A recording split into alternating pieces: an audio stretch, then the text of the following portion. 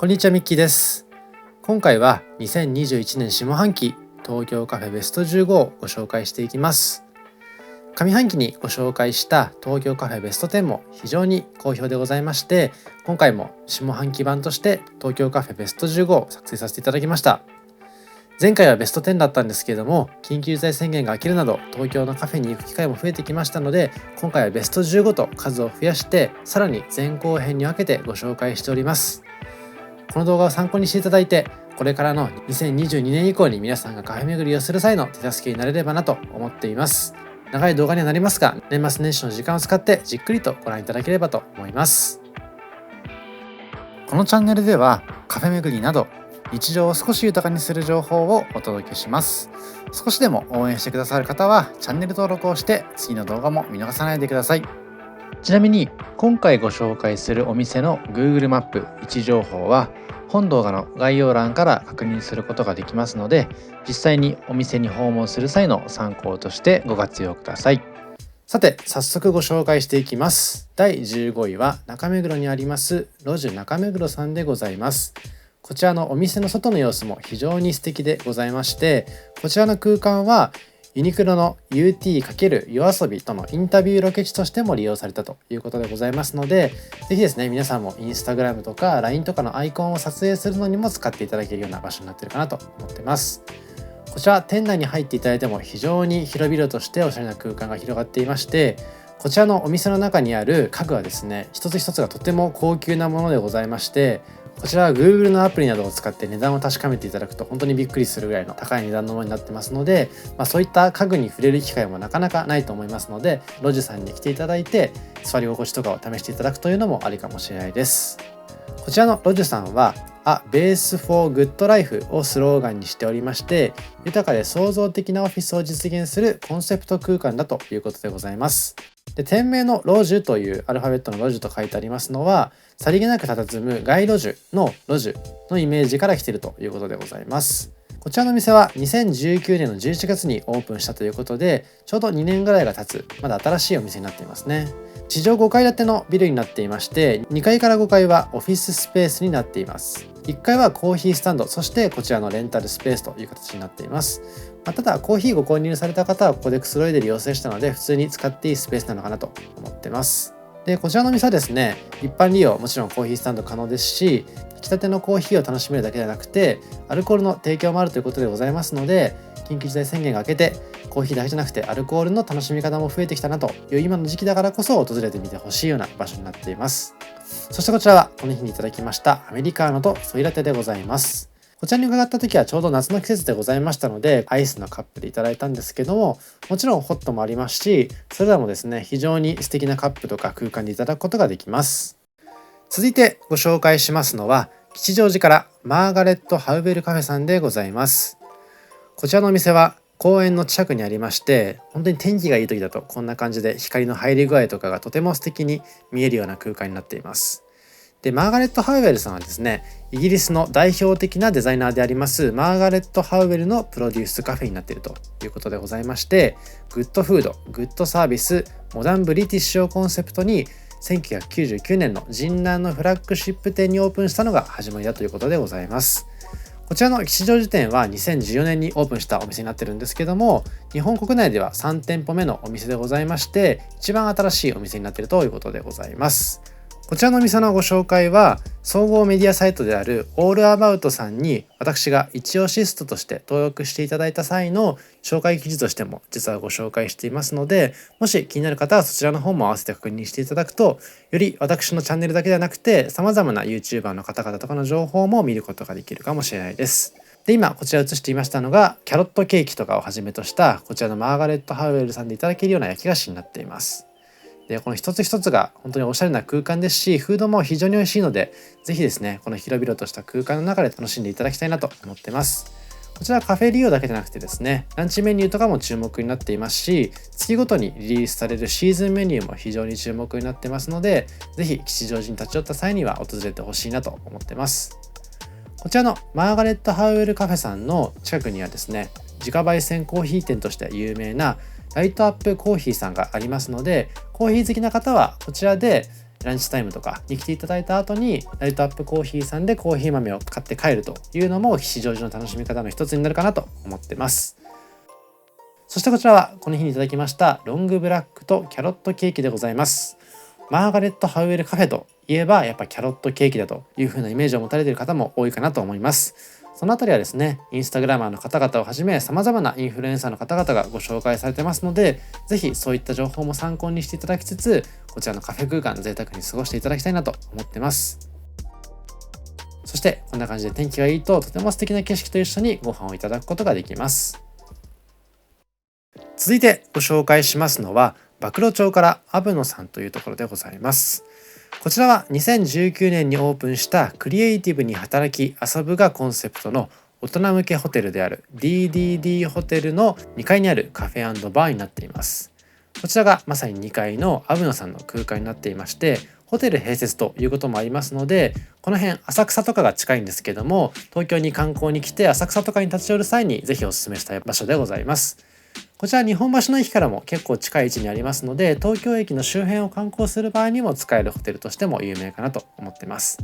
そしてこちらのインテリア含め非常におしゃれな空間がありますので、ぜひですねこの空間堪能してほしいなと思ってます。で、奥に見えますちょっと半個室になっている空間はですね、予約をすることもできるということでございますので、本当に気になる方とか SNS 映えを狙いたいという方は予約をしてこちらの席を押さえていただくと確実に楽しむことができるかなと思っています。こちらのアブノさんでは常駐しているバリスタさんが Look at Coffee in a Different Light をテーマにスペシャルティーコーヒーを提供しているということでございます。そしてコーヒーとのペアリングを重視してシェフが考案した料理も見どころの一つになっているということでございますので、そのあたりのペアリングもぜひ楽しんでみてください。で、ちょっと前に映していましたけれども、カウンターの席には充電スペースもありますので、このあたりにお勤めのサラリーマンの方々とかはリモートワークスペースとしても使うことができるかもしれないですね。で、席は非常にたくさんありまして、先ほどの半個室のスペースがあるような空間だけではなくて、こういった2階のエレベーターを上がった先のロビー的な空間でも楽しむことができますので、その日の気分に応じて席を選んでいただくのもいいかなと思います。こちらが先ほど申し上げた予約可能な半個室の空間になっています。で、ソファーも結構低くてふかふかなので、本当にゆったりとくつろぐ場所になれるかなと思ってます。この辺りの馬喰町をはじめ浅草周辺にはホテル併設のおすすめカフェはたくさんありますので、ぜひですね私が過去に挙げた浅草蔵前編のカフェ特集を参考にしていただくと、より東京の中でのホテル併設のカフェを楽しむことができるかなと思ってます。で、こちらのアブノさんは非常にたくさんの種類のコーヒー豆があったりとか、あとは自家製のクラフトコーラとかも含めたくさんのドリンクの種類がありましたので、ぜひですねこの辺りも参考にしていただいて注文していただくといいかなと思います。こちらこの日はスモールデニッシュとドリップコーヒー、あとクロワッサンをいただいたんですけども、こちらのアブノさんで一番有名なのは卵サンドだということでございますので、こういったスイーツ系の食べ物じゃなくてしょっぱい系の食べ物をいただきたいという気分の方は、ぜひ卵サンドとコーヒーを味わっていただくと満喫できるようなメニューになっているのかなと思ってます。大理石の空間も非常にインスタ映えですので、ぜひ写真撮ってみてください。続いては少し場所を移しまして、東急沿線の二子玉川駅からご紹介していきます。こちらはカフェ&グリーンロンロンさんというところでございまして、森林浴を楽しめるカフェをコンセプトとする花屋さんに併設のカフェでございます。こちら二子玉川のエリアですね、非常におしゃれな空間がたくさんあったなという印象でございます。こちら夏に伺ったんですけれども、お店の外では亀のロンちゃんが元気に日光浴している様子も眺めることができました。で、こちらはお店の方の接客もとても素敵で、結構ですねこの花を見ていたりとかロンちゃんを眺めていたりとか、あといろんなその空間自体も、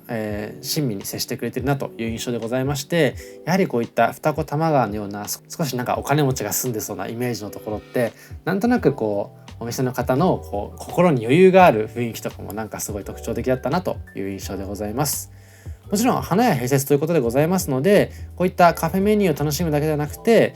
こういったボタニカルな空間、そしてこういった植物も購入していただくことができますし、アクセサリー類も非常におしゃれですので、ぜひですね女性への手土産とか、それこそバレンタインも近づいてくるかと思いますので、このチャンネルをご覧の男性の皆さんは参考にしていただければなと思っています。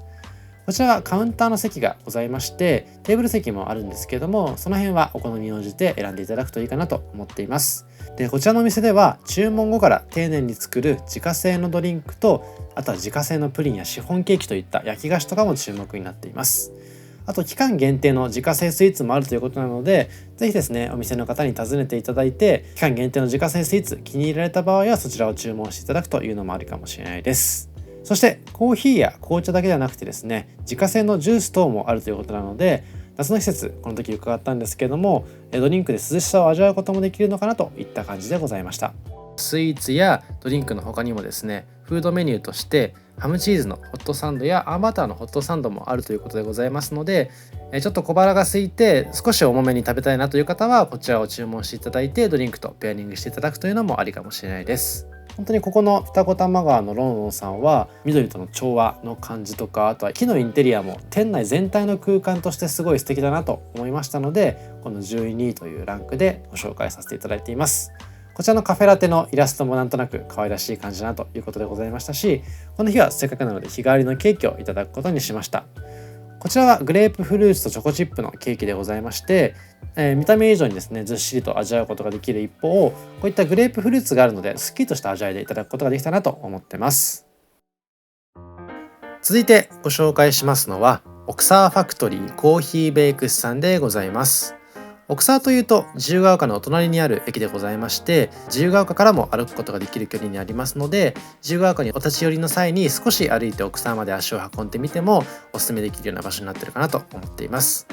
こちらのお店はそんなに席が多いわけではないんですけれども、この店内の空間とかコーヒーとか焼き菓子とか、あとはこういったライトとか全てのバランスがすごい素敵だなと思いまして、私も何度か利用させていただいてるんですけども、ぜひともですね皆さんにも利用していただきたいなと思っているカフェでございます。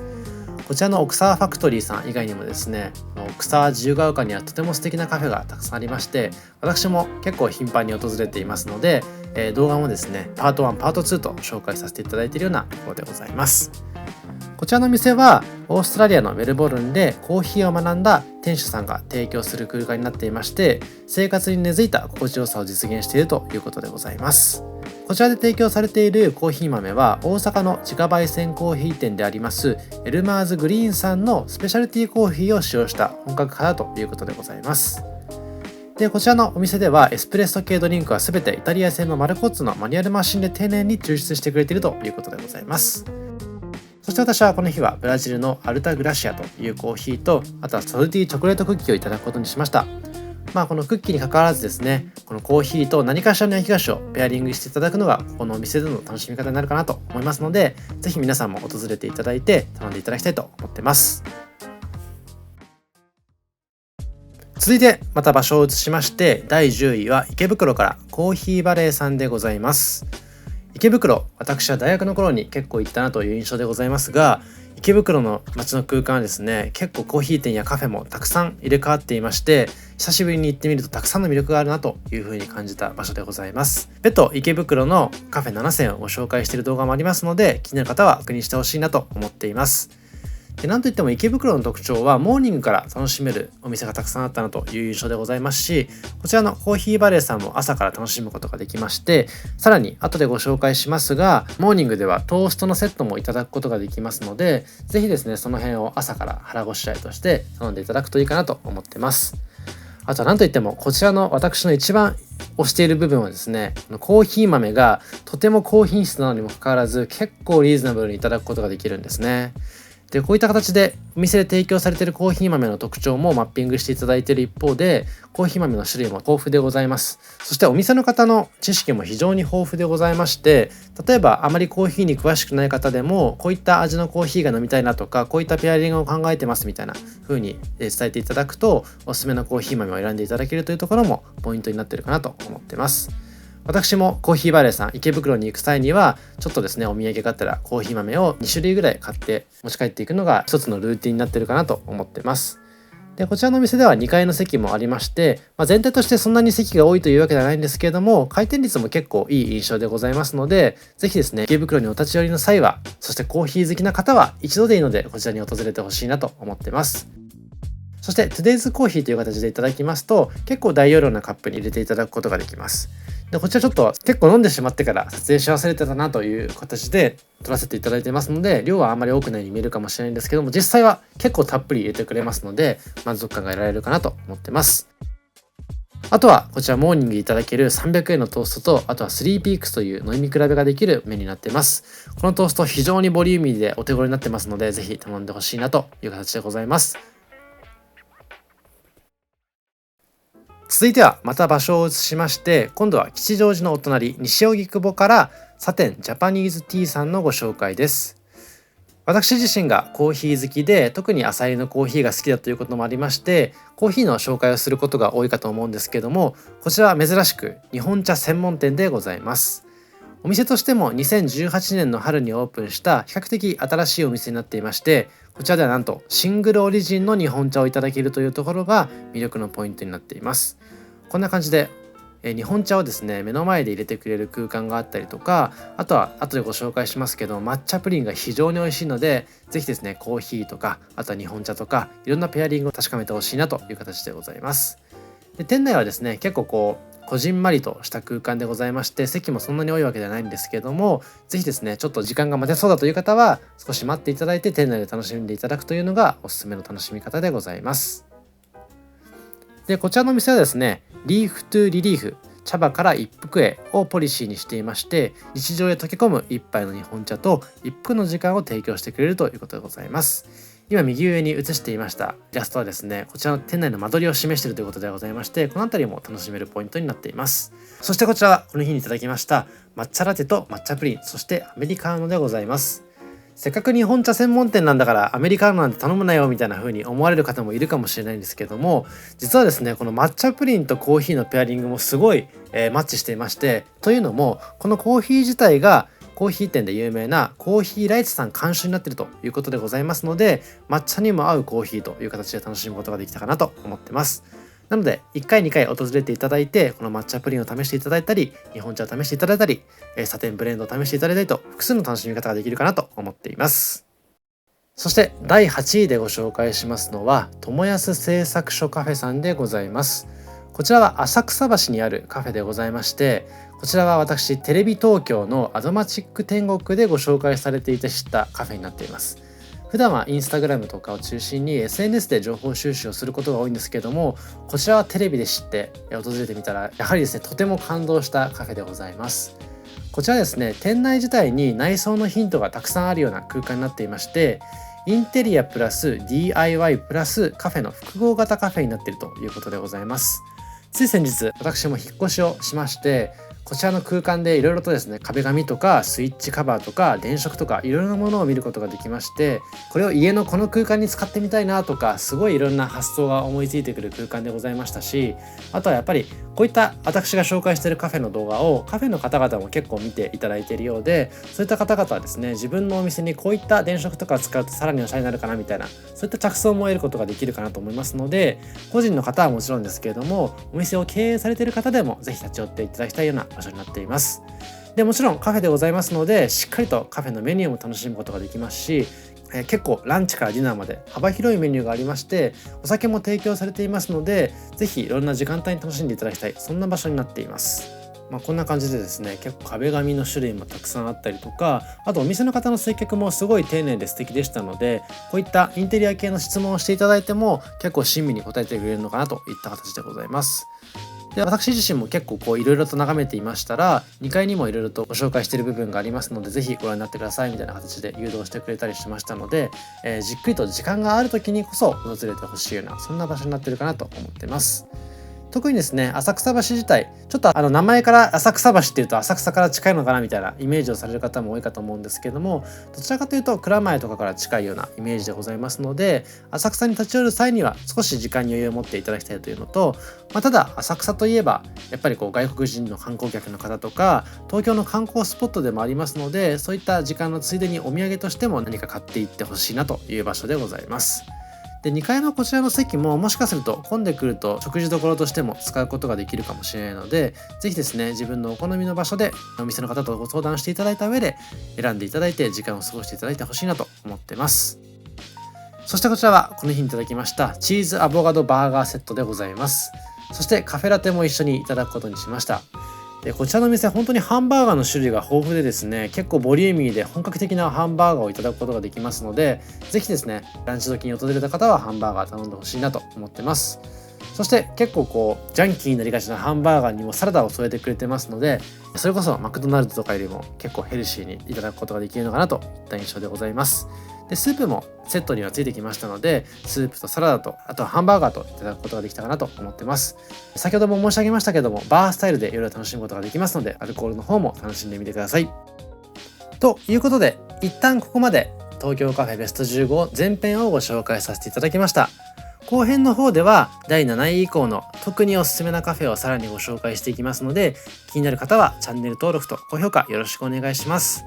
で、今回ご紹介したこの前編の方では比較的幅広い年代の方が利用いただけるかなと思うんですけども、後編の方では結構ニッチな分野をご紹介していきたいと思ってますし、特にですね隠れ家的に使えるようなカフェをご紹介していきますので、ぜひですね楽しみにしていただきたいなと思っています。今回2021年は YouTube を始めて約1年になるんですけども、様々なカフェの方にお世話になったなと思ってます。2022年もいろんなカフェにお邪魔していろいろと魅力を伝えられればと思っています。以上、ミッキーでした。ありがとうございました。